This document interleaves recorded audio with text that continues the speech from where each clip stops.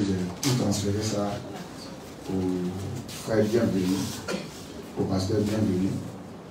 Donc, il m'a dit que dans la semaine dans laquelle on va entrer, on ira faire les achats. Donc, dans un bref délai, si Dieu le veut, la semaine dans laquelle on va entrer, soit le midi ou mardi, on va appeler le frère. On ira acheter le matériel d'évangélisation pour nos évangélisations publiques, parce qu'on va reprendre le mardi et jeudi. On ne va pas trop laisser le terrain vide, de peur que les gens ne passent là-bas et s'installer à notre place. Les gens sont déjà habitués à nos programmes, les mardis à la place bien et les jeudis à la place Figaro. Donc l'évaluation sur le terrain continue. Ce n'est pas arrêté. Mais les samedis, dans l'après-midi, nous allons faire appel sur la parole. Donc la semaine passée, nous avons intervenu. Les gens ont appelé sur l'islam. Vraiment, on a développé beaucoup de choses. Et hier aussi, pareil. Et vraiment, c'était enrichissant. C'était aussi d'une riche bénédiction. Donc les samedis, ça va de 16h, je crois. 16h, 14h. Vous qui êtes habitués à suivre la page, samedi dans l'après-midi, vous pouvez aller sur la page et vous allez voir un peu cela. Vous pouvez prendre ça pour partager, envoyer ça à vos amis, à vos connaissances pour qu'ils puissent aussi savoir de quoi est-ce qu'il est question. Et on a parlé du plus important dans la vie. Le plus important pour la vie de l'homme sur cette terre, c'est le salut. Le salut, la vie éternelle. Dieu a créé l'homme pour que l'homme puisse dépendre de lui, que l'homme ait soif. Au-delà de tout bien que l'homme peut avoir, que ce soit un bien matériel, que ce soit un bien financier même. Vous voyez, même la santé aussi, la bonne santé aussi, c'est une bénédiction, c'est un bien. Mais au-delà de ça, il y a quelque chose qui manque à l'homme. Pas que la bonne condition financière est à rejeter. Pas que se marier, avoir des enfants, travailler, avoir une maison est à rejeter. Ce n'est pas à rejeter. Ce sont des bonnes choses. Dieu veut que nous ayons ces choses. Ce sont des besoins. Mais ce qui est important au-delà de ça, c'est le salut. C'est le salut. Et le salut, c'est la vie éternelle qui est tout autre que Dieu lui-même. Le salut n'est pas un prophète. Aujourd'hui, les gens présentent Mohammed comme le prophète, comme le salut. D'autres présentent Kakou Philippe comme le salut. On a présenté dans les Écritures que non, aucun prophète n'est le salut. Puisque eux tous même ils ont annoncé le salut. Ce n'était pas eux-mêmes qu'ils annonçaient. Non. David a dit, tu aimes mon salut. Si David était prophète, l'Écriture dit David est prophète. Dans le livre de Actes. Acte chapitre 3. Il dit David est prophète. Si David est prophète, comment un prophète peut-il encore parler d'un autre salut? Il dit c'est Dieu qui est son salut. Isaïe aussi est prophète. Il dit le salut de Dieu sera révélé. Et il donne le lieu, l'endroit. Il dit c'est à Sion. Il sera la gloire qui sera sur Israël. Mais Sion c'est Israël. La Bible dit c'est là-bas il va se révéler. Quand Philippe n'est pas israélite, c'est. Il est quelle ethnie là-même là? En Abidji. Mohammed était un arabe. Il n'est pas israélite. Or le salut va se révéler à Sion. Donc la Bible donne l'endroit où le salut va se révéler. Sion. Israël. Et la Bible donne même la famille. Parce que Israël, c'est un peuple. Dans ce peuple-là, il y a des tribus. Donc il viendra où? La Bible donne même la famille où le salut va se révéler. Et Michel le prophète donne la précision. Il dit régis-toi. Il donne même la ville où le salut va se révéler. Il dit régis-toi, Bethléem. C'est une petite ville parmi les tribus de Juda. Il dit régis-toi, Bethléem, petite entre les milliers de Juda. Entre la pluralité des villes de Juda, la petite ville qu'on appelle Bethléem, la ville de pain. C'est une petite ville là-bas, on fabrique le pain. Bethléem est une ville de pain. Et c'est cette ville-là aussi qui nourrit Israël, Juda dans le pain. C'est une petite ville. La ville de pain, Bethléem. Mais dit, régis-toi, Bethléem, petite ville entre les milliers de Juda. De toi sortira pour moi celui qui dominera sur Israël. Donc il sera le Seigneur.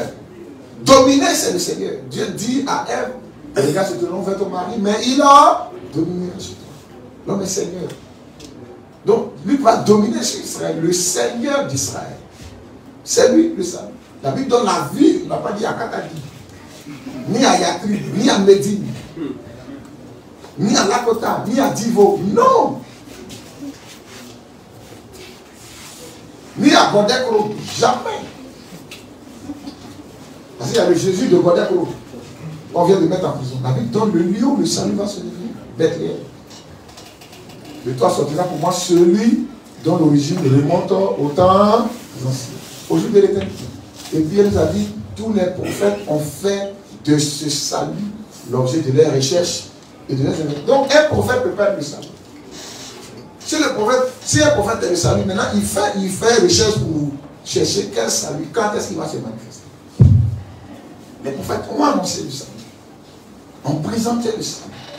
Mais eux-mêmes ne sont pas le salut. La Bible dit, dans un cadre de dit, le salut vient d'elle.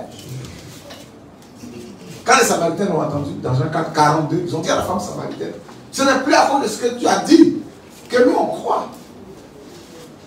Nous l'avons entendu nous-mêmes.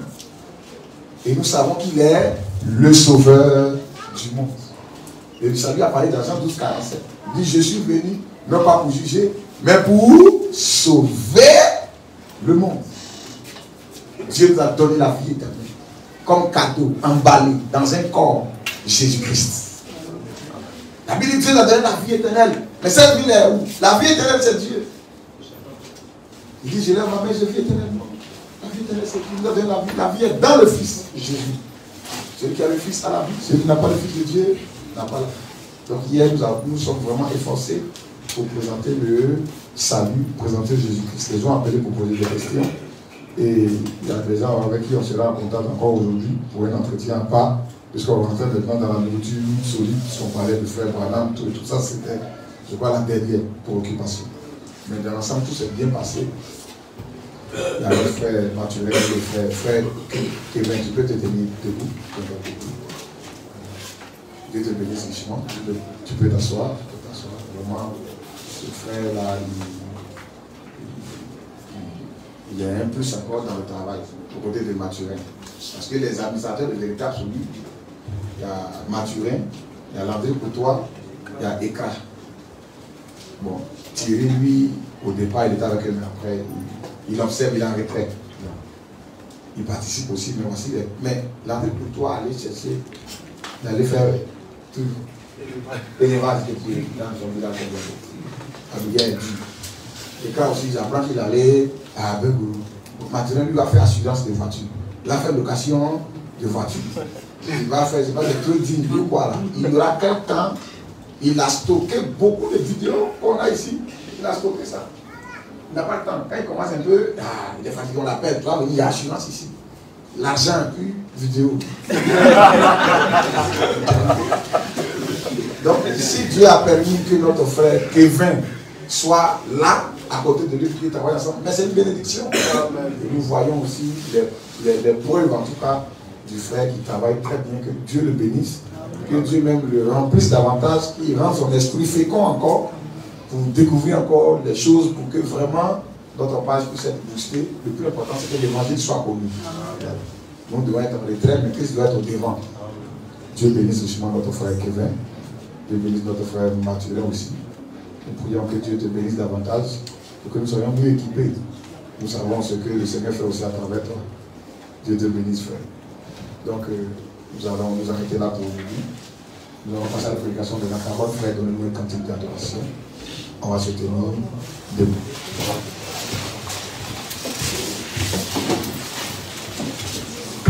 Nous allons participer tous ensemble à l'adoration. Nous allons chanter pour la gloire du Seigneur pour être disposés à l'écoute de la parole.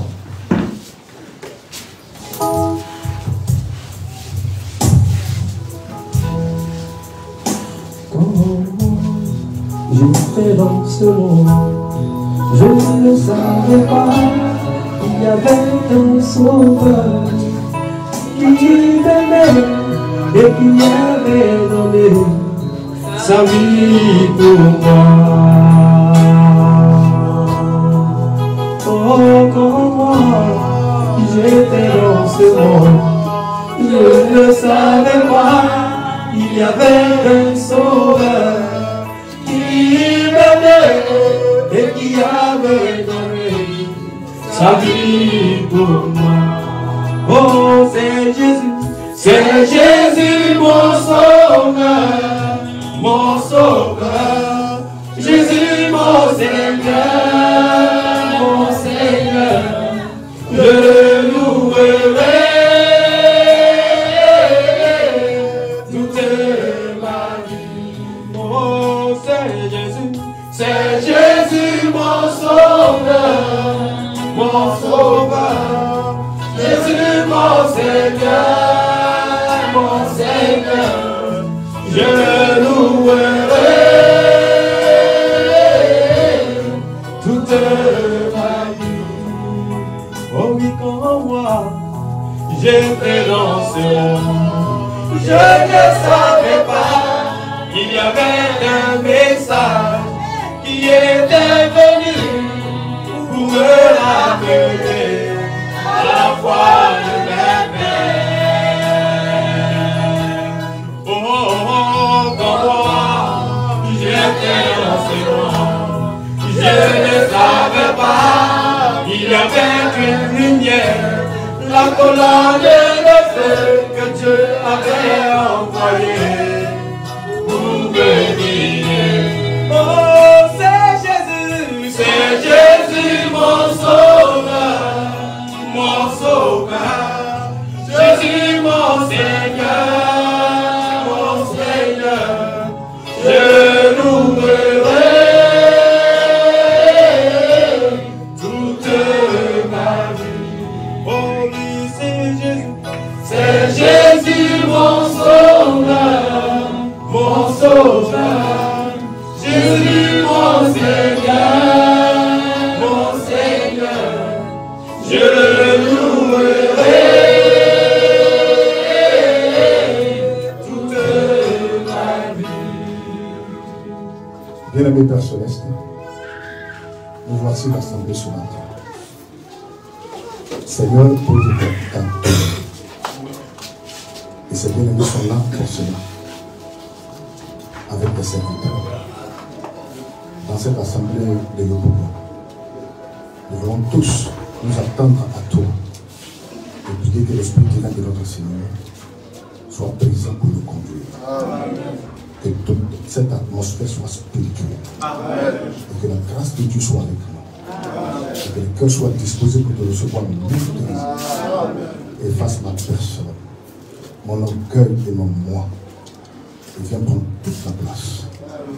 Parce que c'est pour cela que ces bien-aimés sont venus, pour t'entendre dans ce moment de communion, dans cette communion fraternelle. Ô Seigneur éternel, d'édification et de perfectionnement.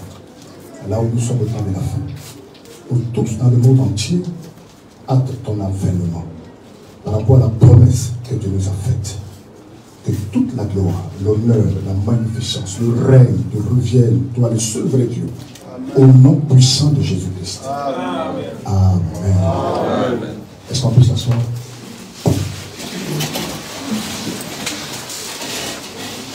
C'est la toute première fois que je suis ici. Et je voudrais vous saluer fraternellement dans le merveilleux nom de notre Seigneur Jésus-Christ. Saluer le pasteur Théo Dominique qui m'a invité ce matin avec son collaborateur Thierry. Ils font un bon travail. Et au travers, vous voyez de la responsabilité que le Seigneur a donnée. Le monde entier, vous voyez, est richement béni par les enseignements qu'ils apportent, mais aussi par les questions et réponses qu'ils font sur le terrain. Ça nous édifie tous.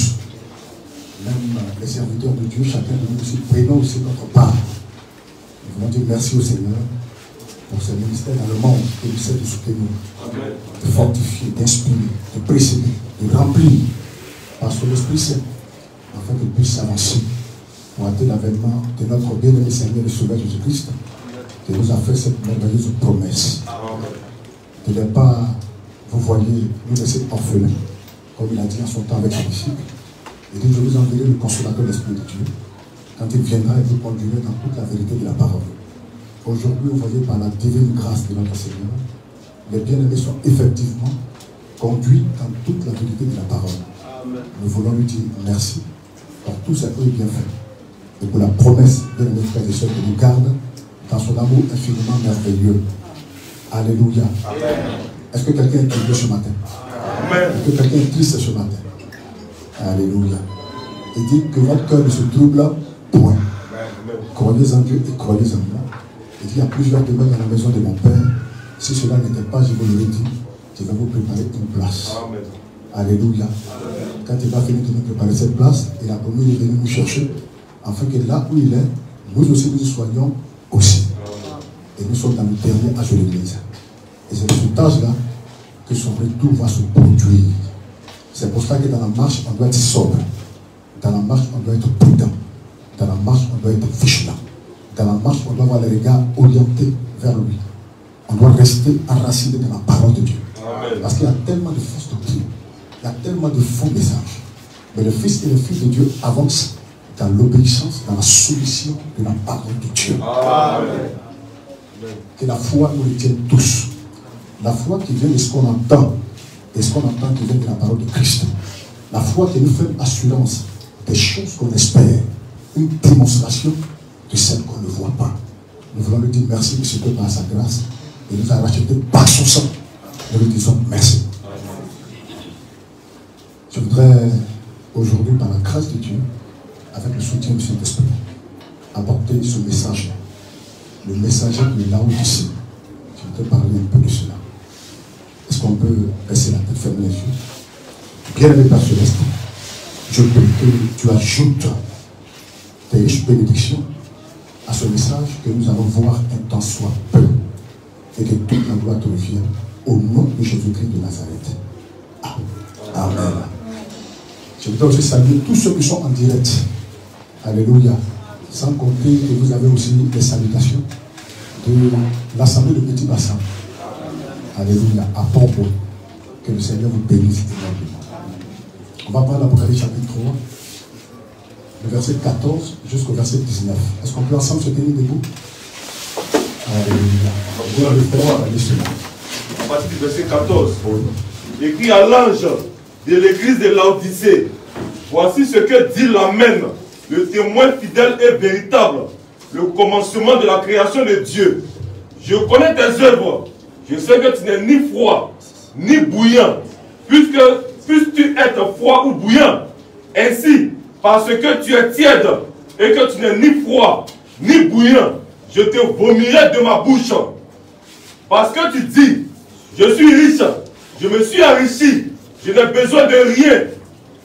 Et parce que tu ne sais pas que tu es malheureux, misérable, pauvre, aveugle et nu, je te conseille d'acheter de moi de l'or éprouvé par le feu, afin que tu deviennes riche, et des vêtements blancs, afin que tu sois vêtu, et que la honte de ta nudité ne paraisse pas, et un collier pour oindre tes yeux, afin que tu vois. Moi, je reprends et je châtie tout ce que j'aime. Aie donc du zèle et réponds-toi. Que le Seigneur ajoute sa liste de bénédictions à sa parole. Est-ce qu'on peut s'asseoir? Un ange est un messager.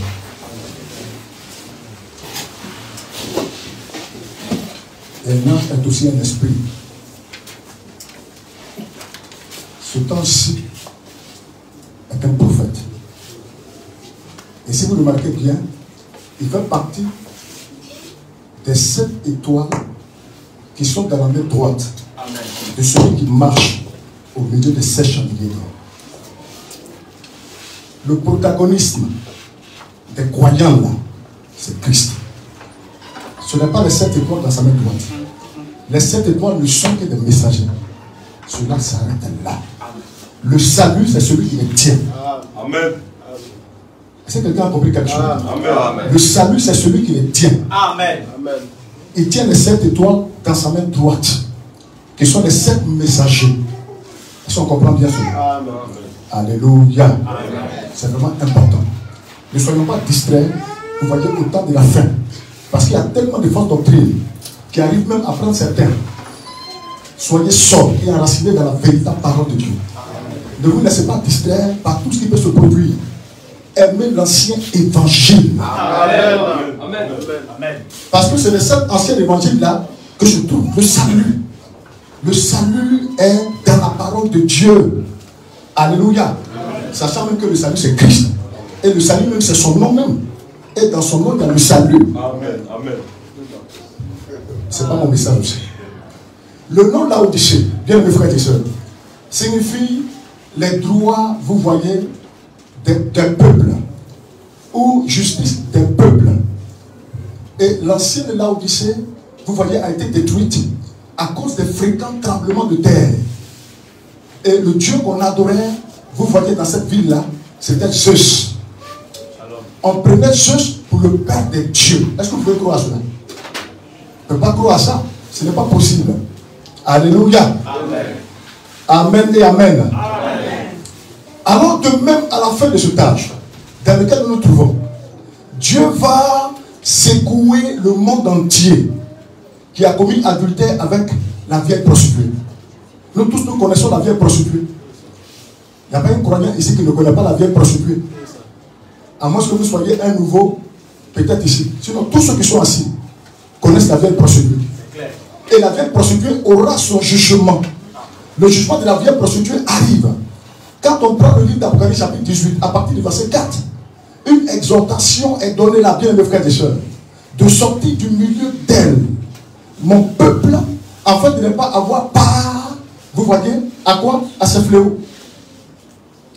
Et aussi à ce péché.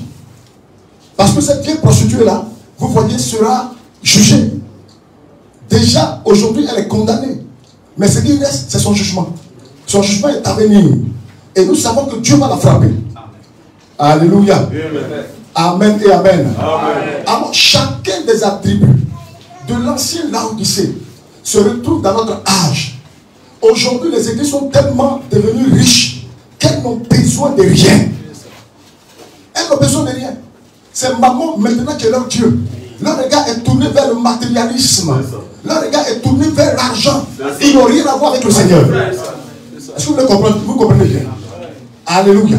Donc les attributs de l'ancien Laodicée se retrouvent dans notre âge. Alléluia.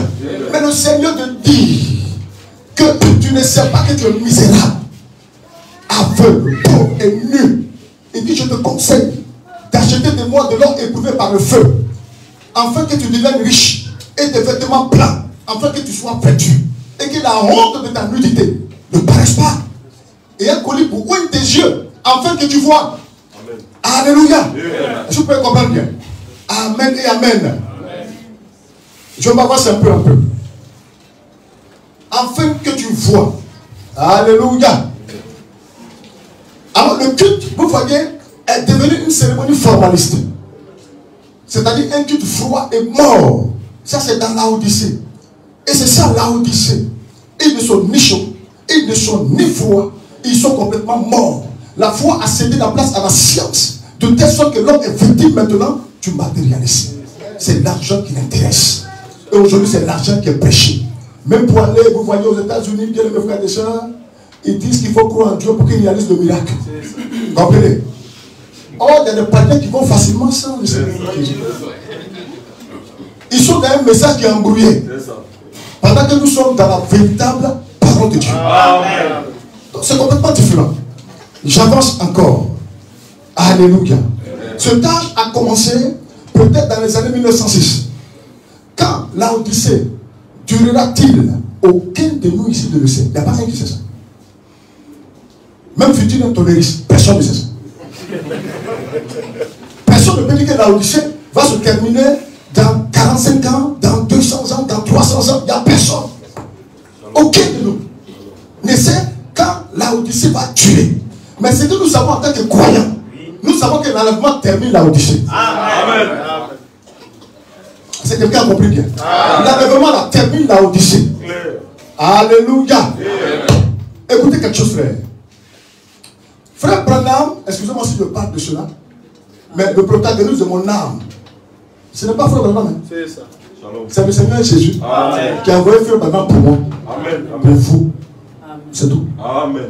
Alléluia. Amen. Frère Branham a dit ceci par rapport aux 7 visions que le Seigneur lui a données en 33. C'est 1933.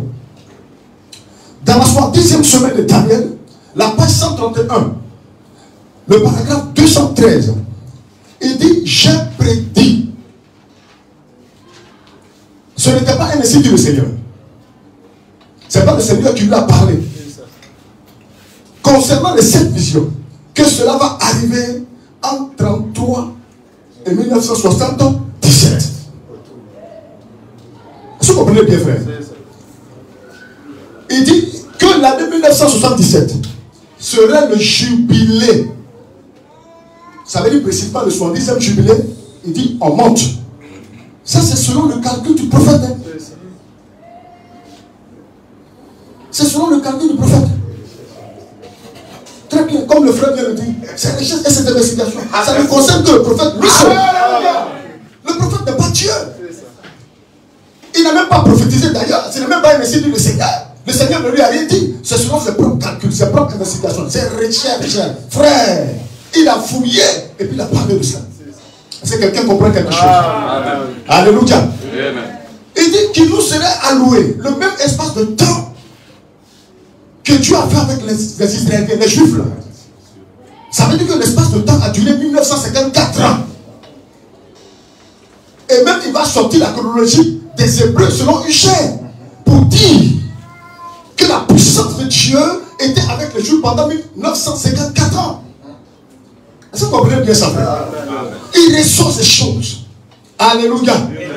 Maintenant, le temps qui a duré, il va depuis Genèse chapitre 12 à partir du verset 3. Pour ceux qui lisent beaucoup.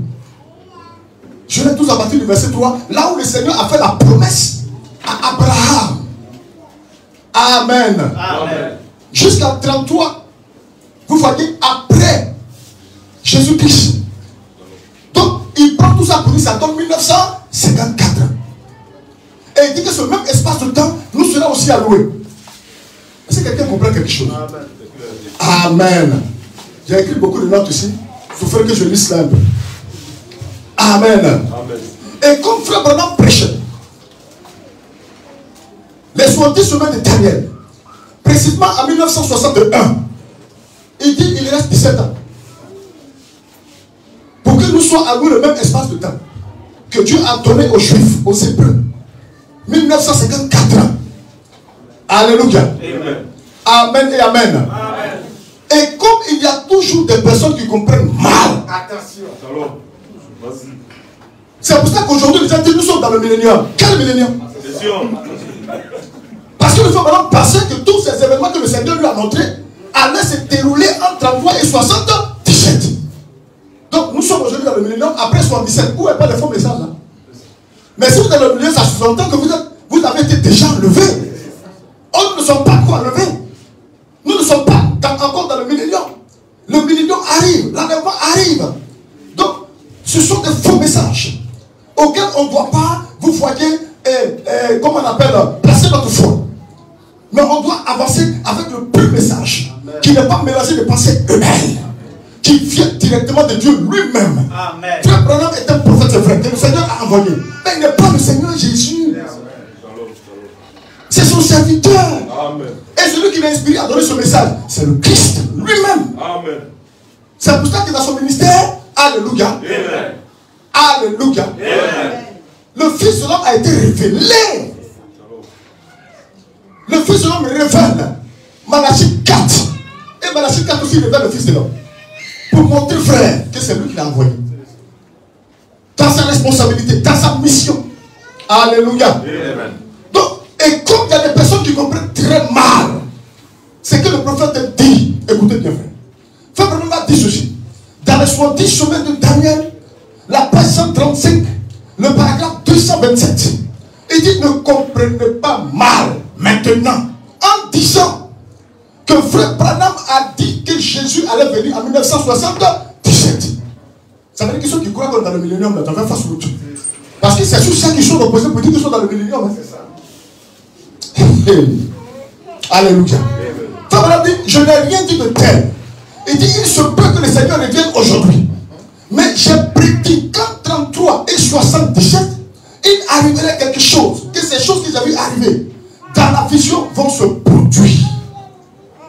Mais de quoi il est question? De cette vision. La première vision, C'était un certain Mussolini qui allait envahir l'Éthiopie en son temps avec des armes modernes. Mais sa fin fut atroce parce que son propre peuple s'est retourné. La deuxième vision, c'était un Autrichien d'Adolf Hitler. Son nom c'est Adolf Hitler, ce dictateur de l'Allemagne qui a conduit le monde dans la guerre. Mais il a eu une fin mystérieuse. Mais la troisième vision, c'était, je crois, la politique mondiale. Le fascisme par rapport aux ismes, aux idéologies. Le fascisme, le nazisme et puis le communisme. Et il faut maintenant dire que le communisme a absorbé les deux ismes-là. Et maintenant, il y a une voix qui lui a dit, observe la Russie. Observe la Russie. Alléluia. Est-ce que vous comprenez bien, frère? Amen et amen. Il dit, observe la Russie. Observe la Russie. Surveille le roi du Nord. Est-ce que quelqu'un a compris quelque chose? Amen. Observe la Russie, surveille le roi du Nord. Mais pourquoi Frère Branham doit surveiller le roi du Nord? Il surveille le roi du Nord. Observe la Russie. Parce que la Russie est le roi du Nord. Les pays de l'Est, là, c'est le roi qui est là. Aujourd'hui, nous voyons que l'OTAN, ceux qui sont à la tête, ou celui qui est à la tête, c'est l'Amérique. Mais l'autre côté, c'est la Russie.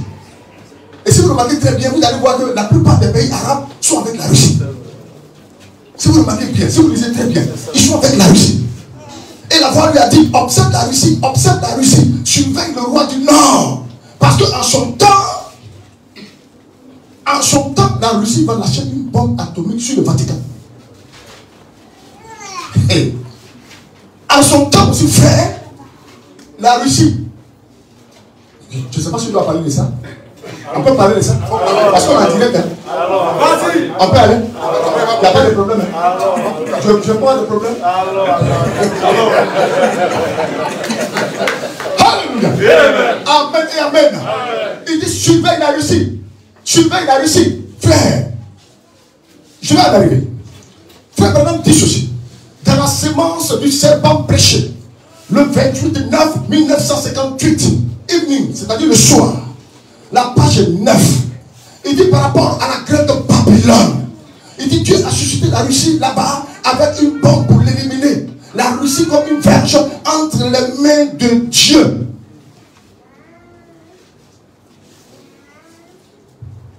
Entre les mains de Dieu pour exercer ses jugements, pour venger les saints. Maintenant, il dit comme Nebuchadnezzar avait été envoyé en son temps en Israël. Est-ce que vous avez compris quelque chose? Amen. Comme on est en direct, je ferai de telle sorte d'être prudent. Mais en même temps, si je dois le dire, je le dis. Je ne vais pas me retenir. Alléluia. Est-ce que quelqu'un a compris bien, frère? Donc, je disais comme ça que le temps va arriver, une bombe atomique sera lâchée sur le Vatican. La voix lui a dit observe la Russie, surveille le roi du Nord, frère.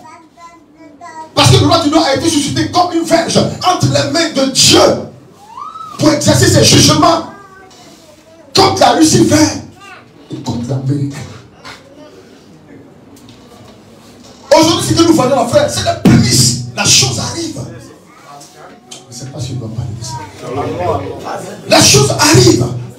Écoutez, frère, dans la marque de la bête, prêché le 13, 5e mois 1964, la page 137. Je dis ceci en tant que prophète. L'Empire russe lâchera un champ de bombes atomiques sur la cité du Vatican et la détruira en 1 heure. Ainsi dit le Seigneur. Elle ne va pas échapper à cela. C'est pour ça que le Seigneur nous donne l'exhortation de sortir du milieu tel mon peuple, afin de ne pas avoir part. Alléluia. À ces fléaux qui vont s'abattre sur elle. Parce que le temps va arriver, frère, où Dieu va juger les saints. Alléluia. Amen et amen. Écoutez, frère, il dit en 1 heure, Dieu va la détruire. Il dit ainsi dit le Seigneur. Mais là, ils ne vont pas s'arrêter là. Je parle de la Russie, ils ne vont pas s'arrêter là. Dans un homme appelé de Dieu, prêché le 5/10/1958, la page 167, il dit les Russes ont une bombe dirigée vers vous. Ça n'est pas fatigant. Dirigez vers vous. Pour y mettre fin. Le prophète dit, cela arrivera. Mais avant que cela n'arrive, l'enlèvement va se produire.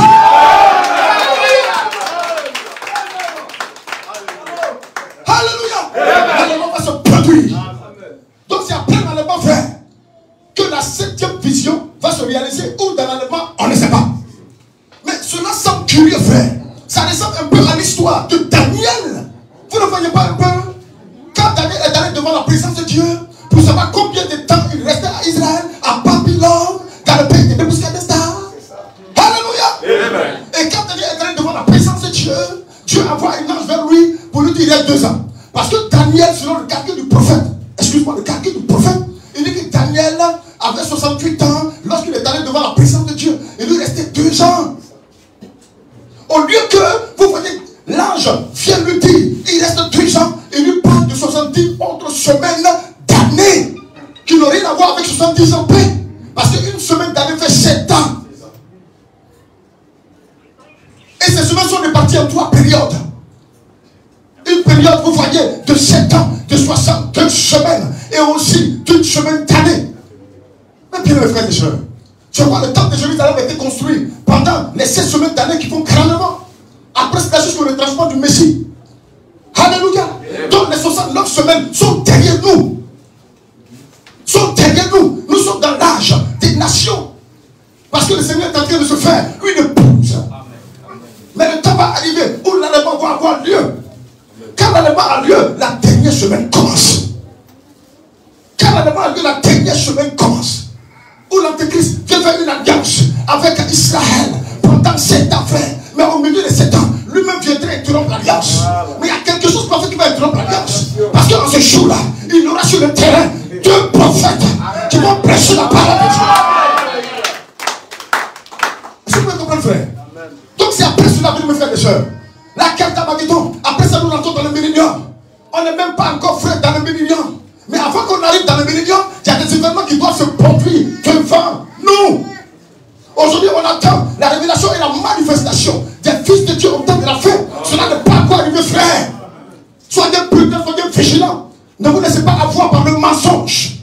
L'apôtre Paul pouvait dire, je me trompe de ce que vous vous détournez si promptement de l'évangile de Christ pour passer à l'autre évangile. Il dit non pas qu'il y a l'autre évangile, mais il y a des gens qui veulent atteindre l'évangile de Christ. Si nous-mêmes, si un descend du ciel, frère, et qu'il s'appelle, excusez-moi le nom, je vous demande pardon. S'il s'appelle Théodore, s'il s'appelle Kakou Philippe, s'il s'appelle, vous voyez Kakou Séverin, qui n'apporte pas, il ne vous apporte pas le même message, le même évangile que nous vous avons prêché, qu'il soit maudit, qu'il soit anathème. Est-ce que vous comprenez, frère?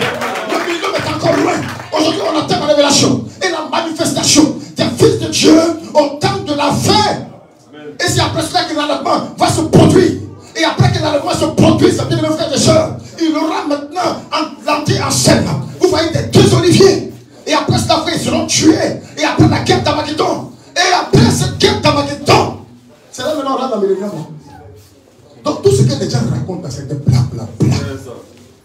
Ne croyez pas ça. Parce que même après le millénium, il y a une autre guerre qui attend là-bas. La guerre de Gog et Magog.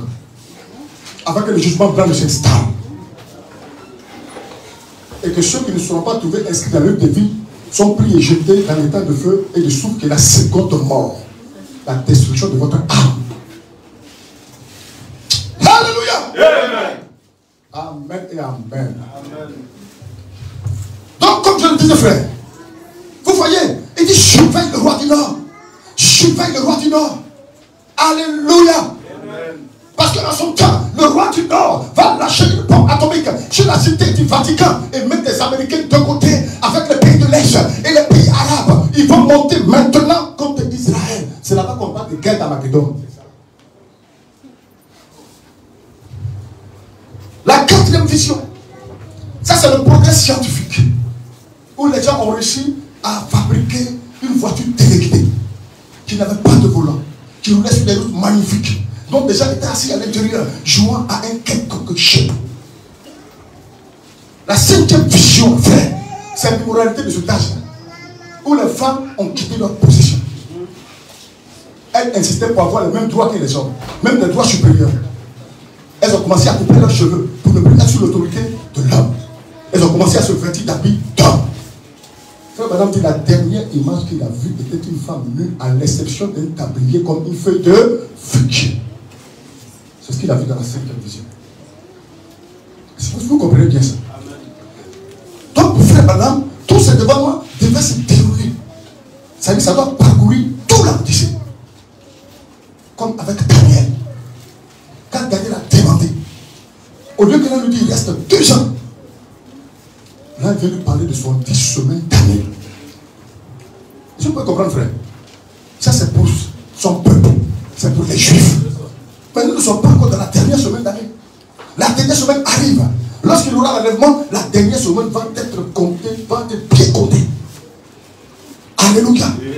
Ça vient. La 6e vision. Frère Madame dit qu'il avait une femme cruelle, d'une grande beauté s'élevée en Amérique là-bas. Elle avait le pouvoir sur les gens. Écoutez bien, frère.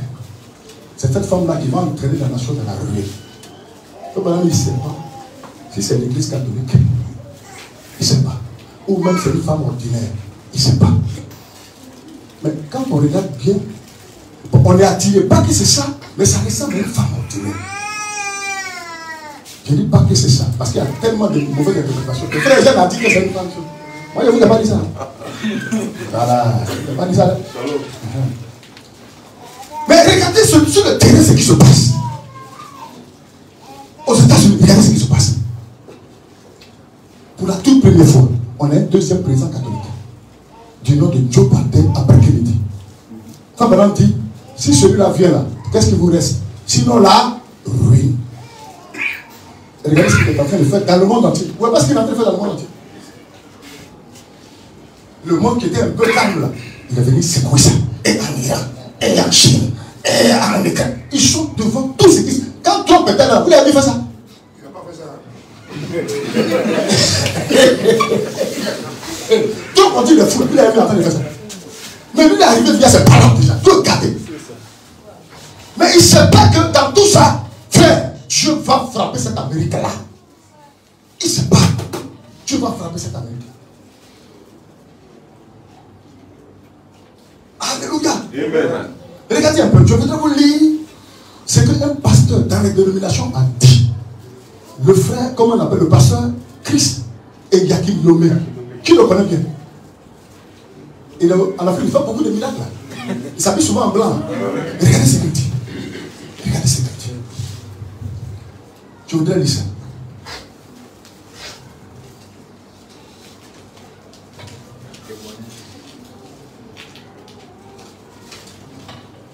Regardez ce qu'il dit ici. Voilà.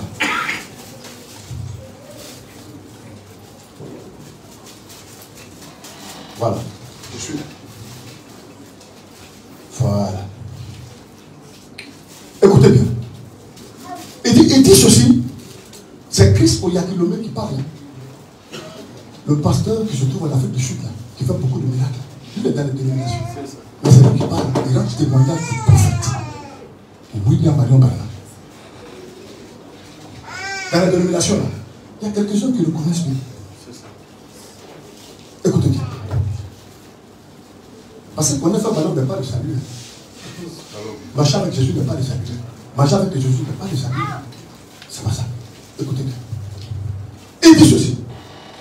Un ministre de l'évangile, dans les années 60, un incroyable ministre de l'évangile, un prophète, il a décrit la femme qui deviendrait soit présidente ou vice-présidente.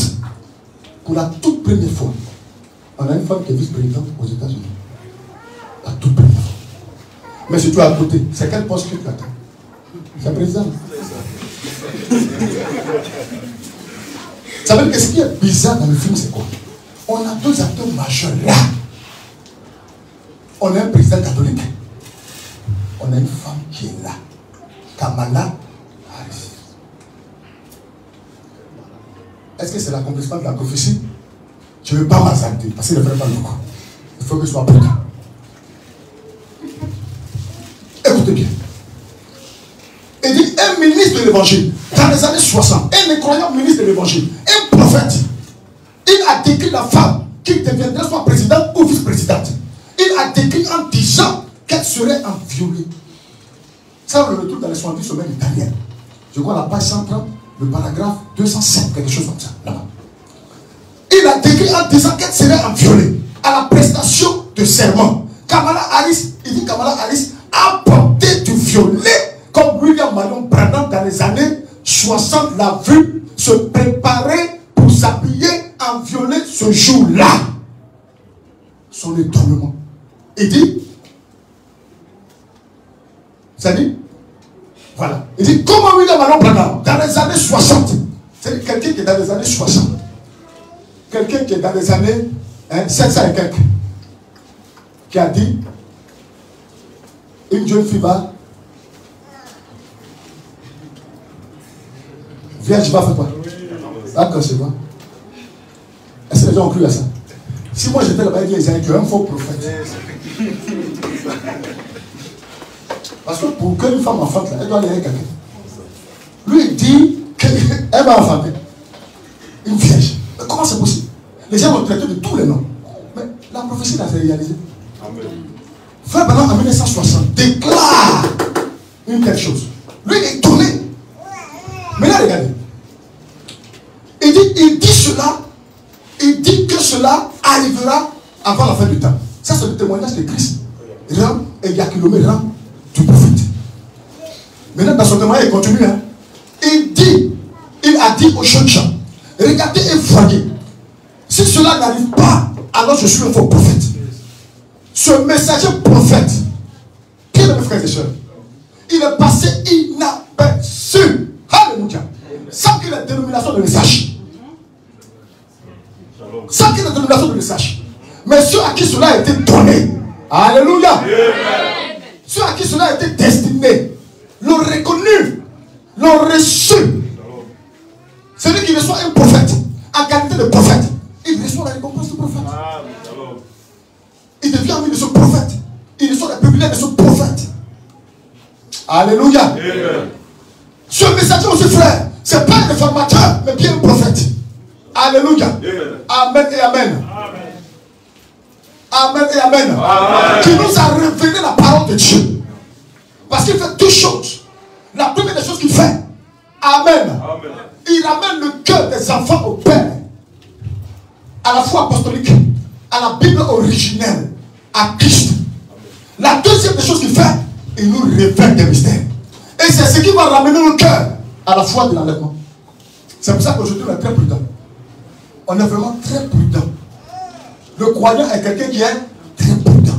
Il ne croit pas à n'importe qui ou à n'importe quoi. Il fait très attention. L'apôtre Paul a dit, on vous a appris à ne pas mettre votre foi, je crois, comment on appelle, dans les fausses doctrines, si on dit les choses comme ça. Mais de rester, vous voyez, attaché à la véritable doctrine. Alléluia. Et d'avancer en étant prudent, en étant sincère, en étant fidèle, en étant franc. Alléluia. C'est de ça qu'il est question. Amen. Donc il nous a révélé la parole de Dieu. Quand on prend le chapitre 10, à partir du verset 7 là, on dit à la voix du 7e ange, quand il va sonner de la trompette, ça c'est ce que Frère Branham avait l'habitude de dire dans son ministère. Il dit les mystères de Dieu seront quoi? Révélés. Vous devez faire attention à te révéler puis accomplir. Vous devez faire attention à te révéler et terminer. C'est pour ça que nous croyons que cela se termine dans l'Apocalypse 11 et 15 là-bas. Ce sont des vérités bibliques que nous vous disons. Alléluia. Donc, je continue encore. Dans le développement du prophète, il disait quelque chose. Il dit, on n'a jamais vu ou eu un messager dont le nom se termine par A. Il dit, on n'a jamais vu ça. Il parle d'un messager, c'est-à-dire H-A-M. Dans le monde des dénominations, précisément les baptistes, là-bas il y avait un Billy Graham. Or, Graham est constitué de 6 lettres. Le 6 c'est le chiffre de l'homme. Mais il dit, il n'y a pas un messager dont le nom se termine par H-A-M. Il n'y en a pas. Alléluia. Mais au temps de la fin, on a eu un messager dont le nom se termine par 7 lettres. Vous comprenez? 7 lettres. Quand vous prenez William, 7 lettres. Marion, 7 lettres. Branham, 7 lettres. Je ne suis pas en train de faire l'apologie du prophète. Mais le titre là, c'est le messager de Laodicée. Souffrez pour ça. Peut-être qu'un jour, on va parler d'autre chose. Mais c'est le messager de Laodicée. Souffrez pour ça. Parce que tu dois faire la publicité de quelqu'un, c'est Christ. Je voudrais qu'on reste dans la même ligne de foi. Mais je suis en train de parler d'un sujet. Donc je me dois de parler de ça. Alléluia. Donc il n'y a pas eu un messager. Donc le nom se termine par A. Non. Mais dans les dénominations, il y a eu Billy Graham. C'est Graham qui est signé les 6 lettres. Mais il dit avec Abraham qui est le père de la foi. Mais avant son nom c'était Abraham, qui veut dire père élevé. Jusqu'à ce que le Seigneur lui donne le nom Abraham, père d'une multitude de nations. Mais quand on prend le messager du temps de la fin, tous ces noms donnent cette lettre. Pour montrer que nous sommes au temps de la fin. Nous sommes dans le 7e âge de l'église. Alléluia. Où la 7e étoile, amen, est passée. Où la 7e étoile a exercé. Mais quelle est cette 8e étoile qui fait entendre sa voix? Attention. Et je vous pose une question, frère. Dans quelle main se trouve cette 8e étoile? Qui est ce usurpateur? Qui est ce faux prophète qui ose, vous voyez, s'élever au-dessus de la parole de Dieu? Parce que toutes ces personnes qui agitent la chose s'élèvent au-dessus de la parole de Dieu. Ça veut dire qu'elles sont organisées, frère. Elles sont entrées dans le caille. Elles ne sont pas humbles. Oh, l'orgueil précède la chute. Mais l'humilité précède la gloire. Ils sont tous organisés, frère. Avec des faux messages, des fausses doctrines, frère. Mais nous sommes prudents. Nous faisons attention. Nous aimons Jésus qui nous a envoyé le Saint-Esprit pour nous conduire dans toute la vérité de la parole. Et quand quelque chose se présente devant nous, la seule chose vers laquelle nous allons, c'est la parole de Dieu. Pour voir si c'est vrai ou faux. On a encore cette boussole qui est encore présente. Alléluia. Le Saint-Esprit est encore présent. Notre Seigneur Jésus-Christ est encore présent. Alléluia. Même dans la vie de ses serviteurs, laissez-moi vous dire quelque chose, frère. Les véritables serviteurs de Dieu dans le monde où nous nous trouvons là, frère, ils ne sont pas dans un ministère propre. Mais celui qui se dit 8e messager est dans un ministère propre. Mais nous ne sommes pas dans un ministère propre. Hein. On est dans le ministère de l'Esprit. On est dans le ministère de l'Esprit. Oh, le ministère de l'Esprit ne passe pas. Nous on passe en tant qu'homme. Mais l'Esprit demeure. Et c'est quelqu'un qui dit quelque chose. Et quand l'Esprit demeure, l'Esprit va toujours répéter la même chose. Parce qu'un véritable serviteur de Dieu répète les paroles de Dieu. C'est le Dieu en croix. Il répète les paroles de Dieu. Et ce matin, je suis en train de répéter les paroles de Dieu. Alléluia. Par la puissance de cet esprit. Amen. Aucun serviteur de Dieu ne se détournera de l'originalité de la parole de Dieu. Sur l'inspiration de l'Esprit. Mais ceux qui vont venir la faire ne sont pas dans le ministère de l'Esprit. Parce qu'il y a le ministère de l'Esprit, il y a le ministère aussi de la mort. Le ministère de la mort, c'est les Écritures. Les Écritures ont tellement tué. La lettre tue. Mais quand le Saint-Esprit entre dans la lettre, il fait vivre.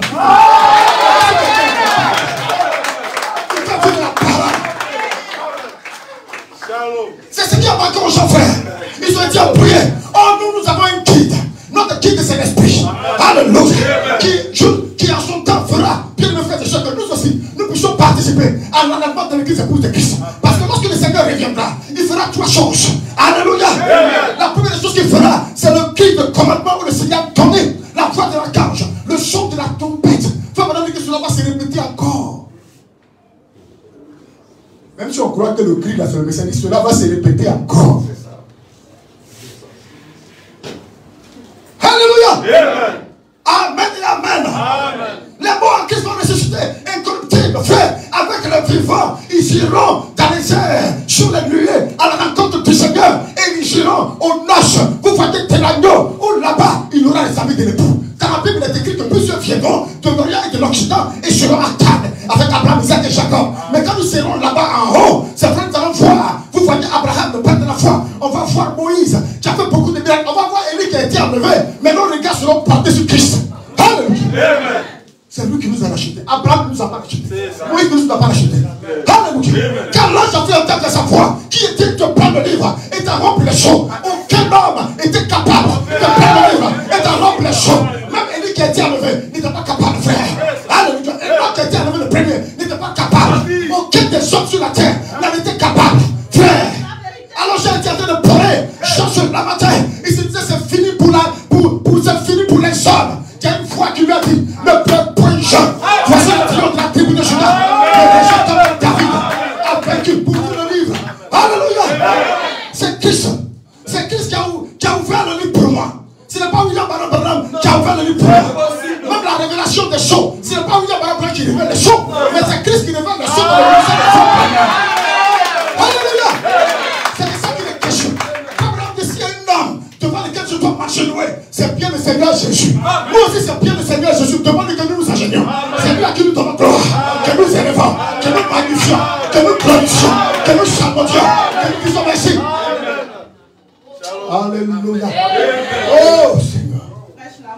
Amen et amen. Oh, c'est merveilleux, frère. Ton frère Branham nous a révélé la parole. Oh, frère, c'est merveilleux. Il n'a pas aussi Malachie 3. Parce que Malachie 3, c'est Jean-Baptiste. Alléluia. Malachie 3, c'est Jean. C'est lui qui a présenté le Messie. Et on dit c'est le plus grand de tous les hommes qui vivent sur la terre. Tous ceux qui sont nés de femmes. Même dans notre âge, si tu es né de femmes, tu es plus grand. Tu ne peux pas échapper à ça. Tu es né de femme, tu es plus grand que toi. Mais si tu es né en Christ, tu es plus grand que toi. Amen. Amen. J'ai été le dernier prophète de la loi. Quand le Seigneur est venu là, c'était de les attirer. Vous voyez, du second, ça veut dire que de l'exode primaire, vous voyez, ou primitif, pour entrer dans le second exode. Le second exode là, c'est d'aller à Christ. C'est de recevoir le baptême du Saint-Esprit. Voilà le second exode là. Parce qu'ils sont sortis de l'Égypte. Ils doivent faire une autre exode en Christ maintenant. Il est dans la main. Il est venu vers les siens, mais les siens l'ont rejeté. Mais à tous ceux qui l'ont reçu, il leur a été donné de devenir enfants de Dieu. Frère, le plus grand là qui chante. Amen. Tu te dis des femmes là, j'ai un plus grand que toi. Tu peux comprendre ça, frère? Voilà. Donc il n'est pas Malachie 3. Malachie 3, c'est Jean-Baptiste qui a présenté le Messie. Mais on a vu sur le net quelqu'un qui dit que Matthieu chapitre 17, à partir du verset 10, tout c'est Jean-Baptiste. Oh! Il y a un problème. Vous ne le connaissez pas? Excusez-moi si je ne cite pas, je ne cite pas. Je ne vais pas citer son nom. Mais nous on a été étonnés. Hein. Il dit c'est Jean. Quelqu'un qui croyait à ça. Il dit c'est Jean-Baptiste. Tout ça. Mais attends, on est tombé des nuls. Ça veut dire que cette personne est tombée. Si cette personne est sur le terrain, peut-être qu'elle cherche son argent. Dans Matthieu 17, il y a 2 ministères là. Même quand on prenait Matthieu 4, vous allez trouver 2 là-bas aussi. Jésus, c'est les décisions de l'univers Jésus. Il dit, pourquoi l'Esprit dit-il que lui doit venir premièrement et rétablir toutes choses? Si tu es intelligent, Jean n'est pas venu rétablir toutes choses. Jean est venu présenter le Seigneur. Voici l'agneau de Dieu qui ôte le péché du monde. C'est ce que Jean est venu faire. Il est venu présenter le Messie. Il n'est pas venu rétablir toutes choses. Mais lui, il prend ça pour dire, c'est Jean. Problème. Et Jésus maintenant va mettre un marteau sur la pointe. Il dit, je vous dis, mais je vous dis que Jean est venu. Et comme on appelle là, je vous dis qu'Élie est venu. Et qu'ils ne l'ont pas reçu. Celui qui est venu là, ils ont compris que c'était Jean-Baptiste. Ouais, ceux-là, ils ont compris ça. Mais lui qui est sur le terrain, il ne comprend pas ça. Parce qu'en haut là, ça c'est un autre ministère. Le Seigneur est très précis. C'est vrai qu'il doit venir pour établir toutes choses. Mais je vous dis qu'il est déjà venu. Ça, c'est Jean. Mais en haut, là, c'est pas Jean. Parce que Jean était mort quand il y avait acte 3 à partir du verset 19 à 21. Jean n'était pas sur le terrain. Amen. Il y a un ministère de capitaine toutes choses avant que le Seigneur ne vienne. Ça, là, c'est Jean, ça. Mais pourquoi c'est bizarre dans la tête des gens? Et il y a la voix qui crie dans le désert, préparer au désert le chemin de l'Éternel. Apparissez dans, je crois, le fantôme pour notre Dieu. C'est Jean qui a présenté le Seigneur. Mais ce que nous savons, quand on lit ces textes, on voit que c'est le Seigneur du ciel même qui est venu. Préparer au désert le chemin de l'Éternel. Pas de Jésus, mais l'Éternel. Et puis, il nous aussi pour notre Dieu. Donc, l'Éternel, c'est lui qui est le Dieu. Celui qu'on a vu l'Éternel là, c'est Jésus. C'est ça. Et aujourd'hui, vous discutez de la divinité. Vous discutez des paroles de Jésus sorties de sa propre bouche. En disant, mon Père et moi, nous sommes. Et vous discutez de ça. Discutez. Vous passez devant Dieu là-bas. Shalom. Mais pourquoi les gens ne comprennent pas les choses simples comme ça? Lui, il dit, nous sommes un. Vous voulez qu'il soit 2 forcément. C'est bizarre. Vous ne laissez pas comme ça. Aïe. Maintenant, celui que vous dites, Dieu qui est au-dessus de Jésus là. Oh, c'est bizarre quand même, frère. Comment Dieu peut adorer Jésus? C'est bizarre là. Hein? Oh Dieu, ton Dieu t'a donné de joie. Il dit c'est Jésus qui a fait tout. Donc si Jésus a fait tout, toi tu as fait quoi? Hein? Mais ça, c'est bizarre, ça, frère. C'est des choses qu'on ne comprend pas. Les gens sont plongés dans les ténèbres, mais ils ne veulent pas venir à la vérité. Ils veulent rester là où ils se trouvent. C'est un danger. Est-ce qu'il y a deux créateurs? Question. Il n'y a pas deux créateurs. On ne peut jamais dire qu'il y a deux créateurs. Lisons pour voir s'il y a deux créateurs. Hébreux chapitre 1, lis le verset 2 pour voir. Hébreux chapitre 1, à partir du verset 2. Oui, frère. Dieu, dans ces derniers temps, oui, nous a parlé par le Fils. Nous a parlé par le Fils. Qu'il a établi héritier de toutes choses. Par lequel il a aussi créé le monde. Ils sont combien qui ont créé le monde là? Ce sont deux qui ont un problème. Mais vous lisez, vous ne comprenez pas. Lui-même il dit on peut le voir, nous sommes. Mais il n'y a pas de débat. C'est les deux qui ont créé le monde d'abord. On ne comprend rien dans tout ça. Non, la vie éternelle, c'est qui te connaissent, dans le seul vrai Dieu, et c'est lui qui t'a envoyé, Jésus-Christ. Mais vous ne savez pas qui est la vie éternelle. Je vais vous montrer qui est la vie éternelle. Et Jean chapitre 1, dis le verset. Vous allez voir la vie éternelle ici. Qui a la vie éternelle? Maintenant, on va vous montrer qui a créé la vie éternelle. Vous connaissez quelqu'un qui a créé la vie éternelle? Est-ce que quelqu'un a créé une fois la vie éternelle? Il faut lui pouvoir. Vous allez voir qui est la vie éternelle. Dis frère. 1 Jean 1. Verset 1. Verset 1. Ce qui était dans le commencement. Oui, frère. Ce que nous avons entendu. Ce que nous avons vu de nos yeux. Ce que nous avons contemplé. Et que nos mains ont touché. Concernant la parole de vie. Mais ils ont été avec qui? Avec le Christ. Ils ont mangé avec lui, ils ont marché avec lui. Il dit la parole de vie. Continuez la suite, regardez un peu. Oui, car la vie a été manifestée. Mais la vie qui a été manifestée, c'est Christ. Regardez la suite, oui frère. Et nous l'avons vu. Et nous l'avons vu. Mais la vie a été manifestée dans un corps de chair. Et on l'a vu de nos propres yeux dans ces manifestations. Regardez la suite, oui frère. Et nous lui rendons témoignage. Et nous rendons témoignage à la vie. Et nous vous annonçons la vie éternelle qui était auprès du Père. Qui était auprès du Père. Mais qui est la vie éternelle qui est auprès? C'est pas Jésus. Christ, c'est pas lui qui est auprès. Donc ceci est la vie éternelle. Donc il n'y a pas de débat. Maintenant, si on prend comme ça les choses de façon littérale, s'il est là auprès du Père, donc ça veut dire que c'est le Père qui l'a créé. Oh, personne ne peut créer la vie éternelle. Shalom. Personne ne peut créer la vie éternelle. À moins que la vie éternelle elle-même vienne d'un corps de chair. Vous adressez aux gens. C'est pour ça que cette vie éternelle-là est passée par Marie. Tout simplement. On dit que c'est créé en Marie des cellules du sang. Il est venu sur la terre. Sans rapport sexuel. Voilà ce que la vie éternelle fait. Maintenant, la vie éternelle arrive. Vous dites que ce n'est pas la vie éternelle. Mais ce n'est pas la vie éternelle, frère. Regardez un peu au moins. Soyez intelligents. Quand les mages sont allés à Jérusalem pour aller interroger Hérode à son temps, où doit être le roi des Juifs?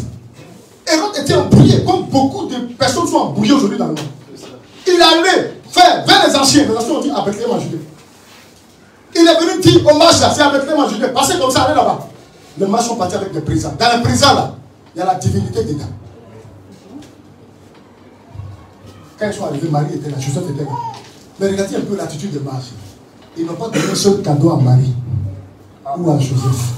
Ce qui les intéressait, c'était le petit cadeau. Ils viennent, ils donnent quoi? Ils donnent, comme on appelle, l'encens. Ils donnent l'encens. Or, l'encens, c'est pour le travail. C'est ça? Maintenant, la myrrhe, ça, c'est la mort. L'or, là, c'est la divinité, c'est la royauté qui est là. La royauté, la divinité qui est là. Mais les gens ne voient pas ça. La royauté, c'est la divinité. Donc, sur cet enfant qui est entré dans le monde, là, il est venu pour travailler, au service de Dieu dans sa parole, pour mourir pour nous, afin que nous puissions avoir la vie et être avec lui pour toujours. Comment les gens ne comprennent pas les choses comme ça? Et pour vous discuter. Bon, si Jésus est venu comme tous les hommes et qu'il est prophète, il n'est pas Dieu. Bon, maintenant, quand il monte, on dit qu'il va remplir toutes choses. Donc ça veut dire qu'il représente tout avant de descendre. C'est ce qu'on doit se poser. Jésus dit, la frère. Il est monté pour remplir. Donc il représente tout avant de descendre. Donc quand il monte, il remplit toutes choses. Donc il n'y a pas de débat. Il n'y a pas de débat. Mais c'est des personnes qu'il faut quand même aider. C'est pour ça que les frères sont sur le terrain pour les aider. Mais Dieu merci parce que certains sont vraiment aidés. Et attirés vers la bonne parole de Dieu. J'ai presque terminé. Donc ce messager de la Odyssée, il est semblable, vous voyez, à Élie le Tishbite. Et puis à Jean-Baptiste. qui s'éloignaient, vous voyez, des systèmes religieux, des écoles pastorales. Ils aimaient aussi les endroits sauvages. Comme le frère, lui aussi, il aimait les endroits sauvages. Toujours son fusil pour aller chasser. Toujours trouver une cabane. Il s'en va prier dedans. Il était prêt, frère. Il aimait la pousse. Il aimait ces gens d'endroits. Alléluia. Et son ministère même a consisté en 3 pôles. 3 phases. La première phase là, le premier pôle là, c'était la guérison. Mais quand dans le ministère, mais les guérisons se faisaient. Mais les gens disaient c'est un vrai prophète. Lui là c'est un vrai prophète. Hein? C'est Dieu qui l'a envoyé. Hein? Quand le deuxième pôle s'est manifesté, parce que là c'était le discernement. Le discernement qui est le signe du Messie. Quand les gens ont vu ça, oui, c'est un prophète. D'autres disaient non, ça c'est le mysticisme. C'est la gloire vient de la gueule, c'est Satan qui l'a fait. Mais quand même, les gens disaient quelque chose de bien. Du premier pôle, le deuxième pôle. Mais le troisième pôle, là ils ont dit, frère, c'est un démon. On vous a dit que c'est un démon. C'est un démon. Parce qu'il dit que ce qui s'est passé dans le jardin d'Éden, c'est la bonne session. C'est un démon. On le condamne au nom de Jésus. Oh, le troisième pôle, c'est l'ouverture de la parole. Amen. Yes. Quand cette parole a été ouverte, toi tu es un démon. Mais la fils de Dieu a vu en lui le Christ se manifeste. Amen et amen. Oh, c'est merveilleux, frère. En son temps, frère, même Jean-Baptiste était pris pour le Messie. Les gens sont venus lui poser la question. Parce qu'il faudrait que les gens sachent c'est qui exactement celui qui est sur le terrain. Oh, ils ont entendu. Le Messie, cela faisait plus de 700 ans, frère. Mais aujourd'hui, voici un prophète qui est sur le terrain. Mais qui est-il? Ils ont envoyé des gens pour aller demander à Jean, toi là, qui es-tu? Faut nous dire la vérité. Disons ça rapidement. Jean chapitre 1, le verset 19. On va aller jusqu'au verset 24. Jacques, on va le verset 19. Oui, voici le témoignage de Jean. Le témoignage de Jean. Lorsque les Juifs envoyaient de Jérusalem, oui, frère, des sacrificateurs et des Lévites. Parce que c'était flou dans leur esprit, frère. Il fallait qu'ils sachent mais qui est celui-là qui est sur la scène, en train de prêcher, de baptiser les gens, frère. C'était confus dans leur esprit parce qu'ils attendaient le Messie en scène. Mais ils voient quelqu'un qui est là, frère, qui ressemble aux anciens prophètes, qui est habillé en peau de chameau et qui mange même des sauterelles, frère, et qui aime beaucoup le miel, qui sort même du désert. Et quand il voit ses prêtres, c'est mon père dans la rue, il dit reste du père. Qui vous a pris à fuir la colère à venir? La cognée est mise à la racine des arbres, tout temps qui ne produit pas de bon fruit sera coupé et jeté au feu. Au feu, oui, frère. Lorsque les Juifs envoyaient de Jérusalem, les sacrificateurs et les Lévites, oui, frère, lui demandaient, oui, frère, toi, qui es-tu? Mais tu es qui? Il déclara, elle ne le nia pas. C'est que Jean a dit la vérité. Il déclara qu'il n'était pas le Christ. Alléluia. Jean dit qu'il n'est pas le Christ. Frère, c'est pas lui. Mais il veut savoir, mais toi tu es qui sur le terrain? Oui, frère. Et lui demandait, quoi donc? Mais tu es qui alors? Oui. Est-ce que tu es Élie? Parce que Élie a été enlevé. Élie a été enlevé dans un champ de feu. Au chute et au feu d'Élisée, qui était son serviteur, à côté de lui comme disciple. Frère, il dit tu Élie, parce qu'Élie a été enlevé. Mais ils savent qu'Élie doit revenir là-bas. Il doit revenir avec Moïse, dans Apocalypse chapitre 11. Est-ce que vous pouvez comprendre ça bien? Il doit revenir. Alléluia. Amen. Mais ici, on a, avec Jean-Baptiste, la troisième manifestation de l'esprit d'Élie. Après cette troisième manifestation de l'esprit d'Élie, il y a une quatrième manifestation de l'esprit d'Élie qui est déjà passée. Aujourd'hui, on attend la dernière manifestation de l'esprit d'Élie qui est pour les Israéliens et les Juifs. Et cela arrive, frère. Cela arrive, sœur. Il dit, es-tu Élie? Élie a été enlevé et il n'a pas connu la mort. Bien, mes frères et sœurs, dans la Bible, le premier à être enlevé, il s'appelle Enoch. On dit Enoch a marché 300 ans avec Dieu et Dieu le prie. Enoch est parti. Bien, mes frères et sœurs, peut-être qu'un jour, par la grâce de Dieu, on parlera de ça. Une vie agréable à Dieu, où Enoch le 7e, qui a été enlevé. Parce qu'il faudrait qu'on sache comment, dans quelle, vous voyez, dans quelle attitude, vous voyez, Enoch se trouvait pour être enlevé. Qu'est-ce qui a fait qu'Enoch est parti au ciel? Après, on voit un Élie. Ça veut dire l'autre, il n'a rien fait aux gens. Il n'a même pas égorgé un homme. Mais l'autre là, il a tué des prophètes de Baal. Et Dieu vient le prendre dans une chape de feu pour partir avec le ciel. C'est étonnant. C'est étonnant. Quelqu'un qui tue les gens, Dieu veut le prendre dans une chape de feu pour aller au ciel pour lui dire, mon fidèle serviteur, alléluia sur la terre, tu as accompli ma sainte volonté. C'est bizarre. Le Dieu qu'on adore, il est mystérieux, frère. Il est mystérieux. C'est pour ça que le monde ne peut rien comprendre, frère. Là où Dieu condamne le monde, mais Dieu te sauve. Il vient à ton endroit pour que véritablement tu sors des ténèbres à la lumière, de la vie lugubre, pour entrer dans la lumière et pour profiter de la parole de Dieu. Amen. Amen. C'est de ça qu'il est question, frère.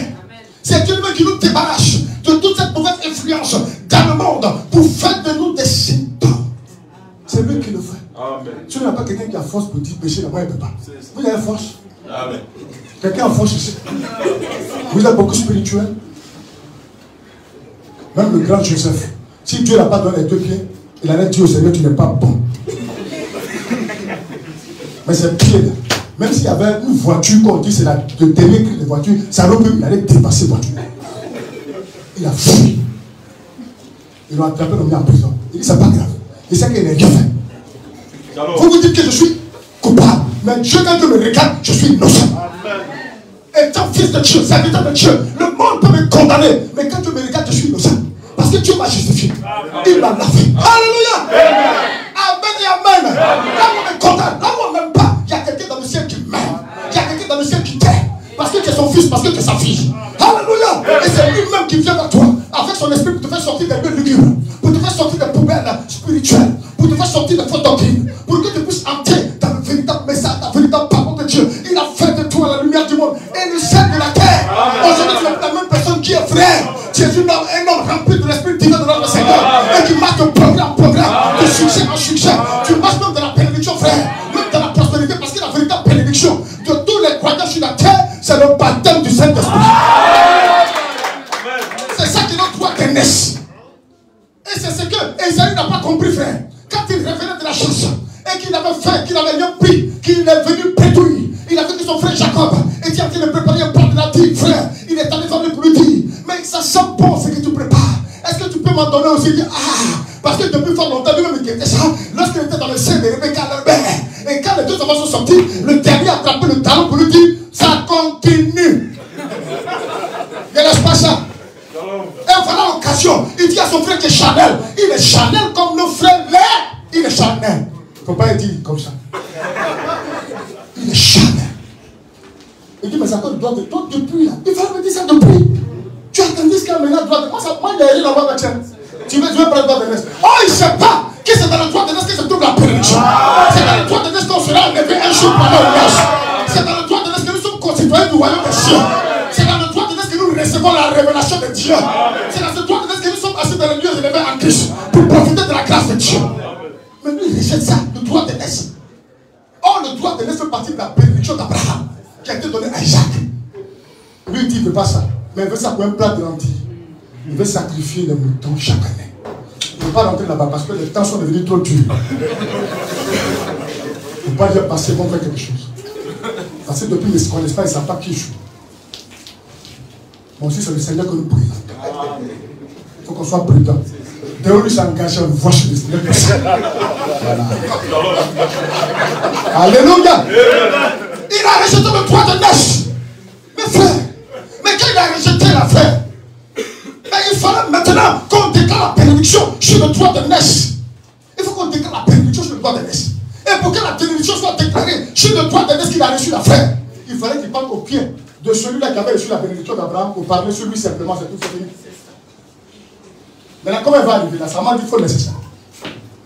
Il faut laisser. Aujourd'hui, il y a un maman de maman de Yélessa. C'est vers là. De la hauteur, je ne sais pas. Vous l'avez compris, non? Voilà. Donc, qu'est-ce qui s'est passé? Voilà que ça m'a dit qu'il faut laisser ça. Prendre l'animal à la fin de sacrifice. On envoie un préparer, il faut lui donner. Là, son papa aimait manger, il aimait boire. Mais il ne voyait pas bien. Ils ont mis une peau d'animal sur lui. Quand il parle, c'est Jacob. Mais quand il le touche, il voit Esaü. Vous avez besoin de vous, je la voulais pas aller chasser un animal que moi j'ai. Il est arrivé tout quand même. Hein. Et puis il a apporté la bénédiction sur lui. C'est terminé, c'est fini. Ce qu'il a dit, c'est fini. L'alliance, c'est parti maintenant à Jacob. Ça ne peut jamais aller à Ismaël. Jamais. C'est passé là-bas. La chose est déjà partie, hein. C'est déjà parti. C'est fini. Mais là, comme son frère, c'est un guerrier. On dit, attends, prépare tes bagages et puis quitte ici. Même sa maman elle-même, là, elle dit, il faut te dépêcher, tu dois partir chez mon oncle. Et je sais comment on appelle ton oncle, là-bas. Parce qu'il a pris le droit d'aînesse. Oh, en réalité, il y a des fausses prédications qui arrivent en disant que Jacob a volé le droit d'aînesse. Est-ce que les gens comprennent bien? Il a volé le droit d'aînesse. Qu'est-ce que vous avez volé le droit d'aînesse? Mais Jacob a volé le droit. Il n'a pas volé le droit d'aînesse. Ça lui révélait de droit. C'est pour ça que dans la Bible, on dit que tu as aimé Jacob et a haï Esaü. Quand Rebecca est allée consulter, on dit il y a deux peuples dans ton sein. Le plus grand, c'est là, je te suis au plus. Bon, il a volé quel droit d'aînesse? C'est quel droit d'aînesse? Il n'a pas volé. Il devait prendre tout ce qui lui revenait, mais en un nom, ou dans un nom. C'était Jacob. Il devait prendre tout ce qui lui revenait dans Jacob. Dans Jacob, là, il habitait avec les hommes. Il a gagné. Même son frère a subi les frères. Son papa a subi les frères. Dieu lui-même, là, Jacob l'a vécu. Il dit, mon petit, dans Jacob, là, tu risques de t'asseoir sur le trône. Il faut donner Israël, va se reposer dans ce qu'il a pris. Alléluia. Et quand il a reçu le nom d'Israël, frère, il a été béni jusqu'à ce qu'il meure. C'est-à-dire qu'on le nourrissait. Son fils était gouverneur de l'Égypte. Lui, il avait quoi à dépenser? Il s'est reposé en Jacob, échoué en Israël. Mais il a travaillé pour prendre ce qu'il appartenait à Jacob. Dieu lui a dit, mon petit, changez non rapidement. Dépêchez-vous parce que mon trône est en danger. Vous comprenez pourquoi il parle comme ça, non? Si vous suivez bien de quoi il parle. Alléluia. Donc, c'est de ça qu'il est question. Oui, les frères, ils sont. Et il lui demandait. Quoi donc? Quoi donc? Es-tu Élie? Est-ce que tu es Élie? Et il dit. Je ne le suis point. Il dit, je ne suis pas Élie. On sait qu'Élie a été enlevé dans un champ de feu. Est-ce que tu es Élie? Il dit, non, je ne suis pas Élie. Vous comprenez pourquoi les scribes, comme on appelle les scribes, Seigneur Jésus-Christ, on dit à Jésus, pourquoi les scribes disent qu'Élie doit revenir premièrement et rétablir toutes choses. On dit, mais est-ce que tu es Élie? Il a dit quoi? Je ne le suis point. Il dit, je ne le suis point. Oui, frère. Es-tu le prophète? Est-ce que tu es le prophète dont Moïse a parlé dans Deutéronome 18 à partir du verset 15? Mais aujourd'hui, frère, ce prophète-là, d'autres se l'ont arraché. Mais comment c'est possible ça? Comment on peut arracher notre prophète? Comment c'est possible? On a arraché notre prophète. Et on dit non que c'est le prophète maintenant. Que Jésus serait devenu musulman. C'est quoi ça? Provision. Quand les gens voient la Mecque, comment ils appellent les hommes? Déjà c'est elle de Jésus-Christ. Mais comment on peut arracher notre Jésus comme ça? Facilement comme ça. Es-tu le prophète? Il a dit quoi encore? Et il répondit non. Et il lui dit alors. Qui es-tu? Mais toi qui es-tu? Afin que nous donnions une réponse à ceux qui nous ont envoyés. Oui, frère. Que dis-tu de moi toi-même? Que dis-tu de toi-même? Moi, dit-il. Je suis la voix de celui qui crie dans le désert. Je suis la voix. C'est les gens ramènent les gens qui ont été envoyés à la parole. Parce qu'il y a écrit. Mais il y a un qu'on lui a demandé là, je suis le dernier prophète. Ou le 8e prophète. Mais attends, toi tu réponds pourquoi la vie vite. Mais or, celui qui est ici, là, lui il a envoyé les gens de l'autre côté, il n'a qu'à les regarder. Même autant de notre Seigneur Jésus-Christ, là, quand Jean-Baptiste était en prison, parce que ce grand aide-là, sa vie s'est affaissée. Donc il a appelé ses disciples, allez lui demander si c'est lui qui doit venir, ou on doit attendre un autre. Alors quand ils sont allés devant Jésus, Jésus n'a pas dit, allez dire à Jean que c'est moi. Il dit non, les aveugles voient, les boiteux marchent, les sourds entendent, les morts ressuscitent. La bonne nouvelle est apportée. C'est là que Jean va reconnaître que c'est lui vraiment. Mais ici, là, celui qui est là actuellement, il dit c'est moi. C'est moi. Ne fatiguez avec ça. C'est pas comme ça qu'un prophète se présente. C'est un usurpateur et un menteur en puissance. Ça peut tromper les gens qu'il est là. Oui, frère. Moi. Alors Jean va révéler maintenant son identité. Il dit, moi, dit-il, je suis la voix de celui qui crie dans le désert. Oui, applaudissez le chemin du Seigneur. Comme a dit Esaü le prophète. Oui, frère. Ceux qui avaient été envoyés étaient des pharisiens. Il lui fit encore cette question. Oui, frère. Pourquoi donc n'es pas le Christ, Oui, frère. ni Élie, ni le prophète. Oui, frère. Je leur répondis. Jean a répondu. Moi, je baptise d'eau. Moi, je baptise d'eau. Mais au milieu de vous, Mais au milieu de vous, il y a quelqu'un il y a quelqu'un que vous ne connaissez que pas, vous ne connaissez pas, qui vient après moi. qui vient après moi. Mais cette personne qui vient après Jean l'a précédé. Jean n'est même pas digne de décrire la couleur de ses souliers. Ça veut dire que Jean est trop petit. Il est plus grand que Jean. Alléluia. C'est le Dieu même de Jean. Alléluia. J'écoutais le plus souvent les prédications de bien-aimés frères bienvenus avec Déo Dominique. Vous voyez, qui ont dit des choses qui est la vérité. Mais Dieu s'est envoyé lui-même. Il s'est envoyé lui-même. Regardez un peu un texte. Prenons Malachie 3, le verset 1. Prenons Malachie 3, un peu avant quelque chose. Donnez-moi 6 minutes, voire 10 minutes de préparer. Oui, frère. Malachie 3. Verset 1. À partir du verset 1. Voici, j'enverrai mon messager. Mon messager. C'est tellement précis. Il dit j'enverrai mon. C'est-à-dire c'est son messager qui l'envoie. J'enverrai mon messager. Il préparera le chemin devant moi. Il préparera le chemin devant moi. Donc c'est lui qui rentre en scène, c'est lui qui rentre en scène encore. Donc là, c'est tellement clair, il n'y a pas de débat là. Il est venu préparer le chemin de celui qui l'a envoyé là. Donc quand il rentre en scène là, pour nous on comprend que c'est Dieu qui est là. Mais pour les autres, ils comprennent que c'est quelqu'un d'autre. Ce n'est pas Dieu. Oh, c'est Dieu dans une enveloppe charnelle, mais qui est venu accomplir quelque chose. Mais il est parti aujourd'hui dans le Saint-Esprit qui est là, qui entretient, vous voyez, l'église, jusqu'à ce qu'il devienne prendre. Maintenant, je voudrais chuter avec quelque chose. Sa rencontre avec l'ange, je vais descendre là. Sa rencontre avec l'ange. Parce que dans le temps, le clergé baptiste et bien des serviteurs de Dieu disaient que les visions qu'il avait là, c'était diable. Tout ce qui arrivait Frère Branham de façon étrange, il dit c'était du diable. Que Frère Branham devait se défaire de cela. Et un jour, il a appelé sa femme pour lui dire, chérie, je vais dans le bois. Parce qu'il voulait que Dieu lui parle. Parce qu'il ne voulait pas mourir, ça, il va aller à l'enfer, bien égarer les gens. Donc, je vais lire ça, je vais terminer. Est-ce qu'on peut permettre que je lis ça? Amen.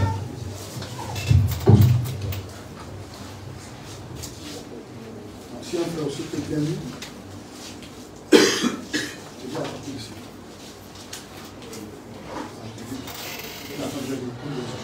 Tu peux lire. Je vais à partir de... On a déjà fini là. Il faut juste lire.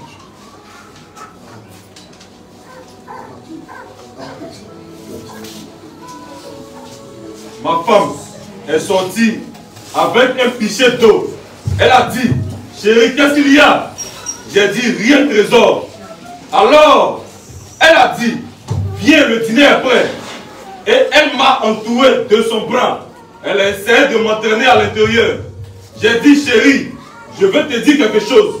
J'ai dit, appelle-les et dis-leur que j'irai. Parce que après ce midi. À cause de tout ce qui est arrivé au prophète, il a décidé de se retirer pour aller dans les bois. Parce que même ses frères, serviteurs de Dieu, disaient que c'était le diable. Et lui ne voulait pas mourir avec ça. Il séduit les gens avec ça. Donc pour lui, il fallait qu'il se retire dans les bois pour prier. Pour chercher la face de Dieu, pour que Dieu lui retire ce mauvais esprit-là. Il était ignorant qu'il disait ça. Donc il allait vers sa femme pour lui dire, je vais dans les bois. Voilà, voici un peu d'argent. Voilà, nourris-toi ou bien prends soin du bélier. Moi je vais rester là-bas. Je vais faire des jours. Il faut que Dieu se révèle à moi pour me situer quant à ma vie étrange. Parce qu'il était né, vous voyez, sous un signe. Oui. J'ai dit dans mon cœur que j'aime Jésus-Christ. Je sais que je suis passé de la mort à la vie. Mais je ne veux pas que le diable ait quoi que ce soit à voir avec moi. Oui, et j'ai dit, je ne peux pas continuer comme ça. Je suis prisonnier. J'ai dit, alors qu'il y a cette chose qui n'arrête pas d'arriver tout le temps. Des choses comme ça, ces visions qui me viennent, et ainsi de suite, comme ça, ou ce que ça peut bien être. J'ai dit, ces choses qui m'arrivent, je ne savais pas que c'était une vision. Je m'appelais, je n'appelais pas ça une vision. J'ai dit, ces espèces de transes J'ai dit, je ne sais pas ce que c'est. Eh chérie, je ne veux pas toucher à ça. Ils me disent que c'est du diable. Et j'aime le Seigneur. Oh, elle a dit, Billy, tu ne devais pas écouter ces gens. Tu ne devais pas écouter ce que les gens te disent. J'ai dit, mes chéris, regarde les autres prédicateurs. J'ai dit, je ne veux pas de ça. J'ai dit, je vais à ma retraite dans les bois. J'ai une quinzaine de dollars. Prends soin de Billy. Billy était tout petit à l'époque. Et tout petit garçon. J'ai dit, prends. Il y a assez pour que vous ayez de quoi vivre. Toi et Billy, pendant un bout de temps, appelle-les et dis-leur qu'il se pourrait que je revienne demain. Et qu'il se pourrait que je ne revienne jamais. Si je ne suis pas revenu ici, d'ici 5 jours, qu'ils mettent un autre homme à ma place. Et j'ai dit, mesdames, je ne sortirai jamais de bois tant que Dieu ne m'aura pas promis qu'il va me débarrasser de cette chose-là. Et ne jamais les laisser se reproduire. Pensez donc à l'ignorance dans laquelle un homme peut se trouver. Oui, continue. Et je suis parti. Et je suis parti là-bas ce soir. Je suis allé dans la petite cabane jusqu'au lendemain. Il était un peu tard. Le lendemain, j'allais monter à mon campement un peu plus loin, de l'autre côté de la montagne, ou de la colline plutôt, et aller dans les bois là-bas. Je ne crois pas que le FBI pourrait me trouver là-bas. Donc dans cette petite cabane, j'avais été en prière tout l'après-midi. Et avant qu'il commence à faire trop sombre, je priais, je lisais dans la Bible, là où il est dit, l'esprit des prophètes est soumis aux prophètes. Je n'arrivais pas à comprendre ça. Alors il s'est mis à faire trop sombre dans la petite cabane. C'était l'endroit où je chassais au piège quand j'étais jeune. J'avais une série de pièges installés là. J'allais à la pêche, je passais la nuit là-bas. C'était une petite cabane délabrée qui était là depuis des années. Quelqu'un l'avait peut-être déjà habité avant qu'elle se retrouve dans cet état-là. Et alors, j'attendais là, tout simplement. Et je me suis dit, eh bien, 1 heure est arrivée, 2 heures, 3 heures du matin. Je marchais de long en large. Je faisais les 100 pas. Je me suis assis sur une espèce de petit tabouret. Là, une petite, pas un tabouret, une espèce de petite caisse. Je me suis assis là et j'ai pensé, oh Dieu, pourquoi est-ce que tu me fais ça? J'ai dit, Père, tu sais que je t'aime. Il était ignorant, oui frère. Père, tu sais que je t'aime. Tu sais que je t'aime. Et je ne veux pas être possédé du diable. Je ne veux pas que ces choses-là m'arrivent. Je t'en prie, oh Dieu, ne les laisse plus jamais se reproduire. J'ai dit, je t'aime. Je ne veux pas aller en enfer. À quoi ça me sert de prêcher, d'essayer, de faire des efforts, si je suis dans l'erreur? Et ce n'est pas seulement moi que j'envoie en enfer, mais j'induis des milliers d'autres personnes en erreur, ou des centaines d'autres personnes à cette époque-là. Et j'ai dit, j'avais un grand ministère, et j'ai dit, eh bien, je ne veux plus jamais que cela m'arrive. Je me suis assis sur ce petit tabouret, et j'étais assis, oh, à peu près dans cette position-ci. Ça va commencer maintenant. Oui frère. Juste comme ça. Et tout à coup, j'ai vu une lumière. J'ai vu une lumière qui vacillait dans la pièce. J'ai pensé que quelqu'un arrivait avec une lampe de poche. J'ai regardé autour de moi et je me suis dit, eh bien, et voici qu'elle était là. Droit devant moi, il y avait des vieilles planches de bois sur le sol. Et elles étaient là, droit devant moi. Il y avait une espèce de vieux poêle, un tonneau métallique dans un coin. Là-dessus avait été arraché. Et juste là, il y avait une lumière sur le sol. Et je me suis dit, eh bien, où est-ce que c'est? Mais ça ne peut pas venir. J'ai regardé autour de moi. Et elle était là, au-dessus de moi. Cette lumière-ci, elle était là, au-dessus de moi, suspendue. Exactement comme ça. Elle tournoyait comme un feu d'une couleur qui tirait sur l'émeraude. Elle faisait waouh, Waouh, waouh, comme ça, juste au-dessus, comme ça. Je l'ai regardé, j'ai pensé, mais qu'est-ce que c'est? Oh, ça m'a effrayé. J'ai entendu quelqu'un qui venait. Frère Branham fait un bruit de pas, qui marchait. Seulement, il était pieds nus. Et j'ai vu le pied d'un homme entrer. Il faisait sombre dans la pièce, partout sauf là où la lumière brillait. J'ai vu le pied d'un homme qui entrait. Et quand il est entré dans la pièce, il s'est approché. C'était un homme d'à peu près, il avait l'air de peser à peu près 200 livres, 90 kg. Il avait les bras croisés comme ceci. Oh, j'avais vu sous forme, je l'avais vu sous forme de tourbillon.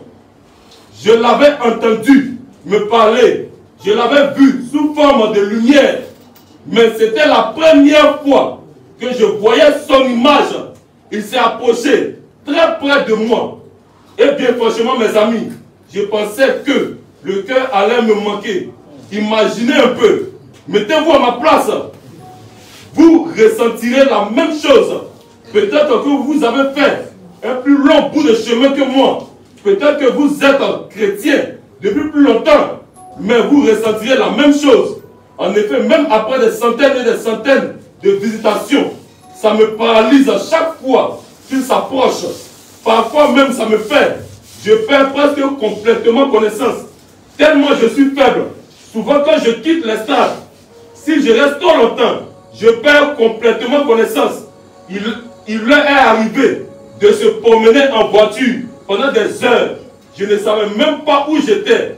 Et je ne peux pas l'expliquer. Lisez ici dans la Bible. Et vous y trouverez l'explication. Que c'est. L'Écriture le dit. Donc j'étais assis là. Et je regardais. Je tenais ma main un peu comme ça, levée. Il me regardait bien en face. Un air vraiment sympathique.